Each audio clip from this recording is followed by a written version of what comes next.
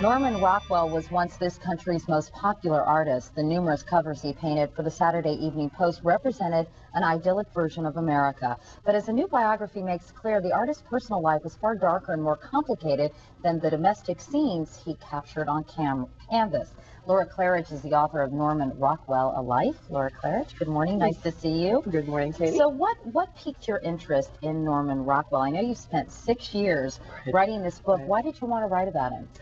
I took my kids, of course, appropriately, to the Sports Museum in Cooperstown, the Baseball Hall of Fame, and saw a beautiful painting that I wondered who did it. Saturated colors, very spatially complicated. Found out it was Norman Rockwell, who I thought did Crest toothpaste ads. Really? So went out to find a biography of him, and there were hundreds of books on him, but no major biography. And nothing really had been written in depth about him, about his personality and his character. Absolutely. In the introduction, Laura, you write, "To my surprise, I ended up falling half in love with my subject and then dumping him in disgust." So what did you love about Norman Rockwell, and what did you hate? I loved that he was so intelligent in a complicated way. In other words, I became aware he knew exactly what he was doing, but he was doing it honorably. He was manipulating his public, but in an honorable way. And I was attracted to that and to his talent and to his desire to be a good man. But I would get disgusted at how he would allow people to get very close to him, including his family, and then back off, right when you thought you were going to become intimate. In fact, you spoke to his 3 sons. Yes. And they talked about their father. What did they say about him? That he was distant, or that he put his work before his family? Yes, that's the second is what they really emphasized, that he was what today we would call not an alcoholic, thank heavens, a workaholic, that he worked 7 days a week, even on the holidays, and that it made them, again, want more of him than he ever could give. So distant, yes, loving, but just not there enough. Well, it's interesting because you, of course, uncover a lot of demons that Norman Rockwell had. When we think of him, certainly look at his paintings and illustrations, he seems like motherhood apple pie, the most solid citizen you could ever come across, and yet he was haunted by depression. He was, all of his life, probably inherited from his mother, who also suffered from it. And he didn't try to hide it, which is what I found most interesting. During a time period where depression was still usually in the closet, he was quite open about it, but it was as if the American public didn't want to know about it. He had depression, and his first 2 wives had terrible problems. Tell me about what happened in his marriages. The first marriage, which was interesting because it's so anti our image of Norman Rockwell, was an open marriage, sexually open. In the 1920s, they had other partners, but then the wife dumped him for a handsome pilot and embarrassed him publicly. There was a scandal in the newspapers. But she committed suicide then 2 years later. Had seemed to be somewhat unstable throughout the marriage. He quickly remarried to a woman he was married to for 30 years, another school teacher. He himself was a high school dropout, and he kept marrying school teachers. Loved her very much, but then she became deeply depressive, did suffer from alcoholism, and ended up taking electric shock treatments for years. He would take her every week, the last year of her life, and then she died suddenly, very young, of a heart attack. Finally, he found happiness. Well, obviously, he was married for a long time to wife number 2, but he was quite happy in his 3rd marriage. Right. In other words, though he was happy with the 2nd marriage, the 3rd marriage gave him peace and harmony.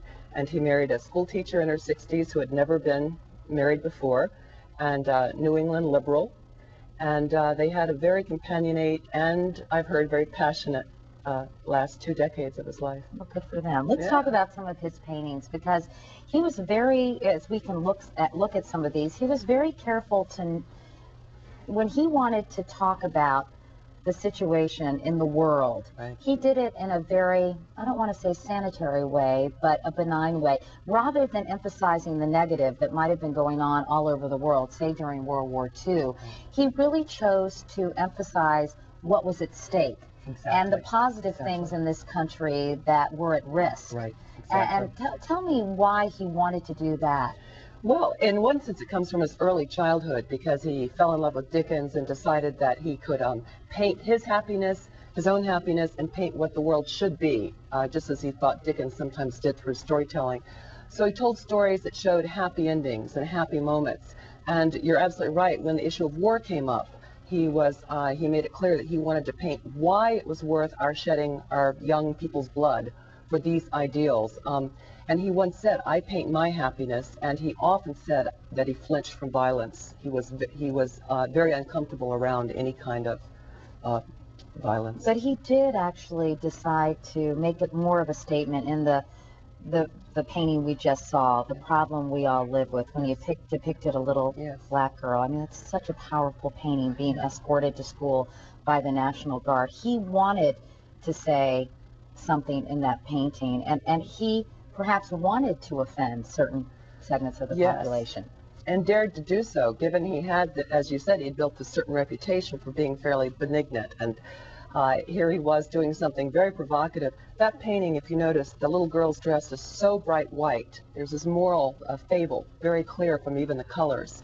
The white is blinding white, a kind of invocation of purity.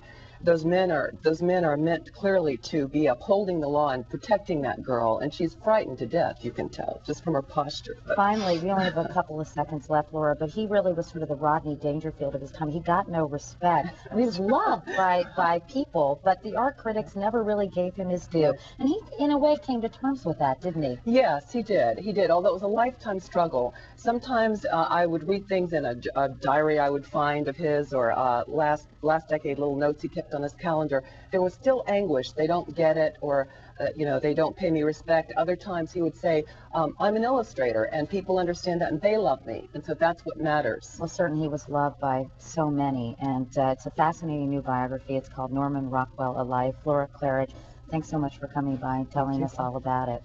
6 years, so congratulations. I know it's gotten a lot of great reviews. Thank you. If you'd like to read an excerpt, you can log on to our website at today.msnbc.com. We'll have much more in a moment, but first, this is Today on NBC.